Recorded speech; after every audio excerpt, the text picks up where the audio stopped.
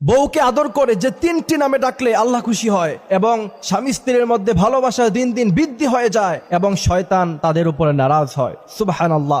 বউকে আদর করে এই তিনটি নামে সবসময় ডাকবেন। আল্লাহ রাসূল সাল্লাল্লাহু আলাইহি ওয়াসাল্লাম আম্মা জানা আয়েশা রাদিয়াল্লাহু তাআলা আনহাকে এই তিনটি নামে তিনি কিন্তু ডাকতেন। আমার ভাইরা, আজকে বিয়ে হওয়ার পরে মডার্ন যুগ, স্ত্রীকে জান বলে ডাকে, তারপর আর কি যেন বেবি বলে ডাকে, অথচ আল্লাহ রাসূল সাল্লাল্লাহু আলাইহি ওয়াসাল্লাম একজন স্বামী হিসাবে ছিলেন সবচাইতে ভালো স্বামী। আম্মা জান আয়েশা রাদিয়াল্লাহু তাআলা আনহা বলতেন, আল্লাহ রাসূল সাল্লাল্লাহু আলাইহি ওয়াসাল্লাম আমাদেরকে যে ভালোবাসা, যে মহব্বত দিয়েছেন, পৃথিবীর কোন স্বামী তার স্ত্রীকে এত বেশি ভালোবাসতে পারে বলে আমার কাছে মনে হয় না। আম্মা জান আয়েশা রাদিয়াল্লাহু তাআলা আনহা বলছেন, আল্লাহ রাসূল সাল্লাল্লাহু আলাইহি ওয়াসাল্লাম আমাকে প্রথমে ডাকতেন হুমায়রা বলে। হুমায়রা শব্দের অর্থ হচ্ছে লাল ধরনের একটা দামি পাখি। দ্বিতীয় নম্বরে আপনি চাইলে আপনার স্ত্রীকে তার বাবার নাম ধরে ইবনাতুন শব্দ লাগিয়ে আপনি আপনার স্ত্রীকে ডাকতে পারেন। তৃতীয় নম্বরে আল্লাহ